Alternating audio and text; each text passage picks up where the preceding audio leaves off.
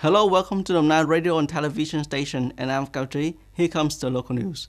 Proposed self-group of solution to restore the labor market, which focuses on training and improving the quality of human resources. This is the content of the draft labor market recovery program recently launched by the Ministry of Labor, Influence, and Social Affairs. Specifically, these group of solutions include supporting workers, supporting employers to quickly recover production and business development, training, improving quality, and ensuring living conditions for workers.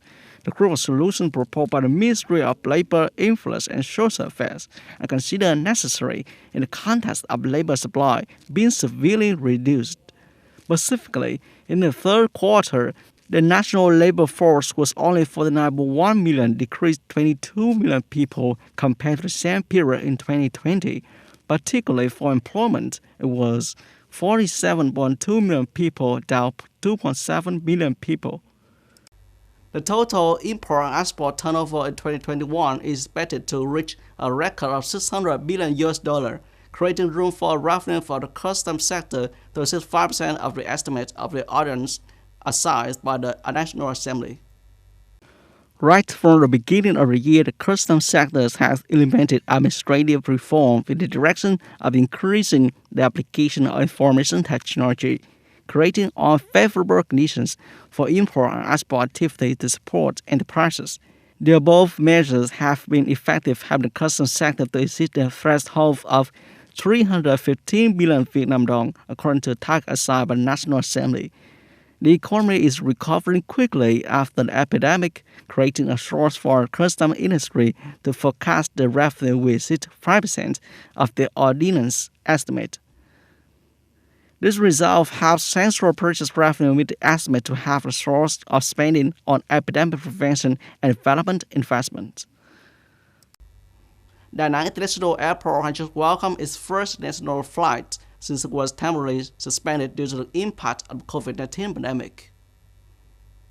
Vietnam Airlines Flight VN417 carried 29 passengers from Incheon Airport, South Korea. This is the first flight to restart commercial flights, ready to receive international tourists of Da Nang and Quang Nam provinces. Passengers, after completing immigration procedures, will return to stay in Hoi An. After having a negative test result for SARS-CoV-2, we joined a tour in Hoi An ancient town. It is expected that 2 more international flights with about 300 guests will return to Da Nang Airport. These delegations are mainly Canadian, American, and Korean nationals and stay at hotels in Hoi An City, Quang Nam Province. At the third joint dialogue on sustainable development, the European Union (EU) and the Association of Southeast Asian Nations (ASEAN) are now on initiative to enhance the importance of environment within the framework of the Partnership on Sustainable Development. Supported by 30 million euros from EU purchase, the initiative is expected to strengthen the EU-ASEAN partnership in areas such as climate action, environmental protection, biodiversity, clean energy transition, disaster resilience, illegal logging, wildlife trade, and air pollution. The initiative will promote coordination of action among the parties while linking the European Green Agreement to the ASEAN's 2025 vision. U.S. President Joe Biden said he was considering a diplomatic boycott of the Winter Olympics in Beijing to be held next year. Press conference during a meeting with Canadian Prime Minister Justin Trudeau at the White House when asked if the U.S. would consider boycotting the Winter Olympics in Beijing next year.